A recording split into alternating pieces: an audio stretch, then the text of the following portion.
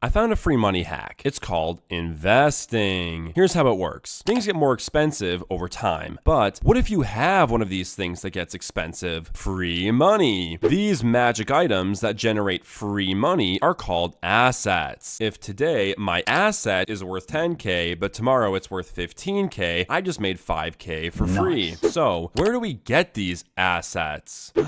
I am not a financial advisor. None of this is financial advice. Continue at your own risk. Sorry, I have to say this to appease the gods. We want something with good annual returns. This scary phrase means how much free money you get every year. A $100 investment with a 10% annual return means you get $10 free every year. Yay! So the higher the return, the more free money. But wait, winning the lottery has a good return. Does that mean I should play the lottery? No. Some of you may have realized there is another element to this equation. Risk. Winning the lottery is very unlikely, so investing in lottery tickets is high risk. Assets have what's called a Sharpe ratio. The Sharpe ratio measures the risk reward of an asset. Again, assets are those free money generators. A positive Sharpe ratio means it has good risk reward. A negative means it has bad risk reward. We want assets with a high Sharpe ratio, preferably over 2. So in summary, return measures how much money the asset generates, and the Sharpe ratio measures its risk. Here are some common assets with their average returns and Sharpe ratios. You'll notice Bitcoin has the highest Sharpe ratio and Ethereum has the highest return. This means Bitcoin is the best risk-reward asset. And before you ask, yes, Bitcoin's average annual return is 60%. Does that mean I should dump my life savings into Bitcoin? No, because sometimes things go wrong. There are things we know,